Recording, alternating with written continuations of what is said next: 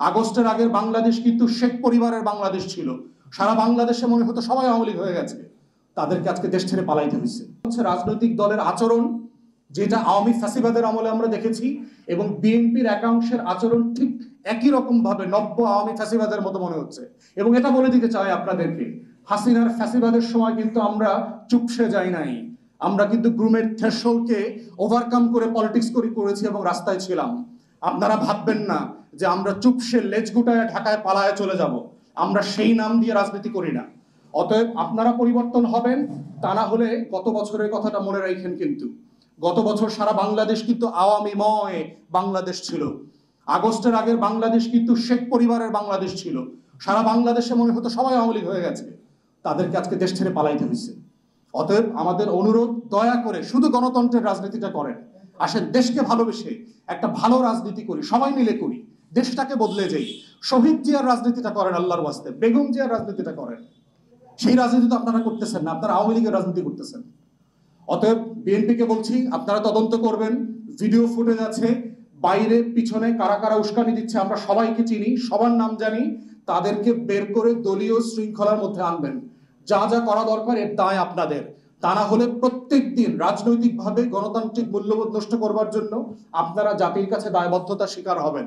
এবং এক মাঘে কিন্তু শীত যাবে না। আজকে আমার দল ছোট, আজকে হয়তো আপনি মনে করছেন আমার হাজার হাজার লোক ওয়ার্ডে ইউনিয়নে নাই। আপনারাও কিন্তু ছোট দল ছিলেন।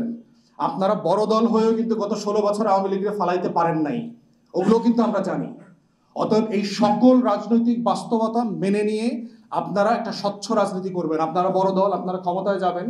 ছোট দল এবং অন্যান্য প্রার্থীর নিরাপত্তা দেওয়ার দায়িত্ব আপনাদের, শুধু প্রশাসনের না, আপনাদেরও।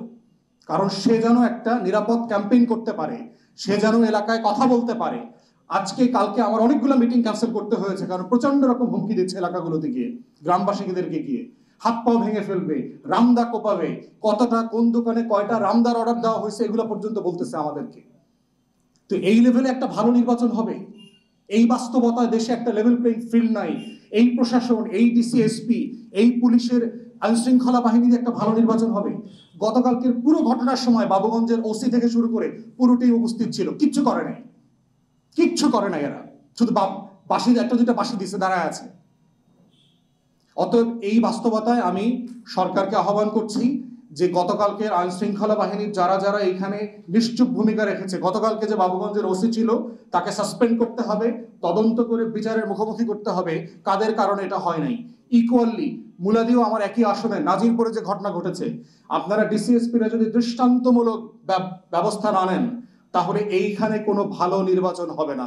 বাবুগঞ্জে যতটুকু যাতায়াত ব্যবস্থা আছে, যারা মুলাদি চেনেন, এটা কিন্তু আরো রিমোট এরিয়া, বহু এলাকা আছে, আপনি বোট ছাড়া, দিনের বেলা ছাড়া সেখানে ক্যাম্পেইন করতে যেতে পারবেন না। 3টা জেলার মিলনস্থল আছে সেখানে, ক্রাইম জোন আছে সেখানে। ওখান থেকে আপনি, ওখানে বোমার ফ্যাক্টরি আছে, শত শত বছর ধরে ওই এলাকার মানুষ বোমা বানায়। এই অঞ্চল থেকে আপনি ভালো নির্বাচন উঠায় নিয়ে আসবেন? বোকার স্বর্গে বাস করছি আমরা এই দাবিগুলো। এবং শুধু তাই না, গতকালকের ঘটনার আগে বরিশালের প্রশাসনের প্রত্যেককে আমি জানিয়েছি আজকে এরকম একটা ঘটনা ঘটার সম্ভাবনা আছে। যেহেতু এর আগের দিন বোলাদিতে এটা ঘটেছে, আপনারা সতর্ক থাকেন এবং ব্যবস্থা নেন। ওনারা কোনো ব্যবস্থা নেন নাই। এবং সেখানে যদি আপনারা ভিডিও ফুটেজ দেখেন, আমার 5 থেকে 600 লোক ছিল সেখানে, গুন্ডা পান্ডা ছিল কিন্তু মাত্র 30-40 জন। যদি আমি আমার লোকদেরকে নিয়ন্ত্রণ না করতাম, কালকে সেখানে কি হইতো খালি মনে ভেবে দেখেন আপনারা, যে আমি কি পরিমাণ সবর ধৈর্য ধারণ করেছি, শুধুমাত্র আমাদের জাতীয় স্বার্থ বিবেচনায় যে আমরা একটা নতুন রাজনীতি করতে চাই, আমরা বাংলাদেশটাকে বদলে দিতে চাই। গুন্ডা পান্ডামি, চাঁদাবাজি, এদের রাজনীতি আমরা দেখতে চাই না। যারা খুনের আসামি, মামলার আসামি, বিভিন্ন সময় মাদকের ব্যবসা করে, এই ধরনের আসামিগুলো মিলে একসাথে আমাদেরকে অবাঞ্ছিত ঘোষণা করতেছে, আমরা নাকি এলাকায় গেলে আমাদের হাত পা ভেঙে দিবে। তো এই জন্য আমাদের বক্তব্য খুব পরিষ্কার, সিম্পলি বিএনপি এবং প্রশাসনকে বলছি, নির্বাচনের পরিবেশ তৈরি করবার জন্য যার যেখানে যতটুকু অবদান রাখবার সুযোগ আছে, দায়িত্ব আছে, দয়া করে সেই দায়িত্ব পালন করবেন। জনাব তারেক রহমান, আপনি বারবার ওয়াদা দিয়েছেন, বারবার বলেছেন 31 দফার যে সংস্কার প্রস্তাব, তার উপরে আপনি বাংলাদেশ ঢেলে সাজাবেন। সেই ঢেলে সাজানোর আগে আমরা দেখতে চাই আপনি আপনার দলকে ঢেলে সাজাচ্ছেন। দলের ভিতরে ক্রিমিনাল এলিমেন্ট রেখে আপনি যে বাংলাদেশটা করতে চান, শহীদ জিয়ার বাংলাদেশ, সেটা আপনি করতে পারবেন না। বেগম জিয়ার সেই বাংলাদেশটা করতে পারবেন না। অতএব আমরা বারবার বলছি এবং খুবই হতাশ হচ্ছি রিসেন্টলি যাদেরকে বহিষ্কার করা হয়েছিল, যাদের পদ স্থগিত করা হয়েছিল, তাদেরকে পদ ফেরত দেওয়া হচ্ছে, তাদের বহিষ্কারাদেশ উচ্চ করা হচ্ছে এবং তারা নৌন গুন্ডা যার যার এলাকাগুলোতে সারা দেশে। এইটা নির্বাচনের আগে কোনো ভালো লক্ষণ না, এইটা 31 দফার সংস্কারের ভাষা না। অতএব আমরা আহ্বান করছি সকল রাজনৈতিক দলকে, দয়া করে আসেন আমরা গণ অভ্যুত্থানের পরের একটা সত্যিকারের বাংলাদেশ গড়ি, একটা গণতান্ত্রিক বাংলাদেশ গড়ি।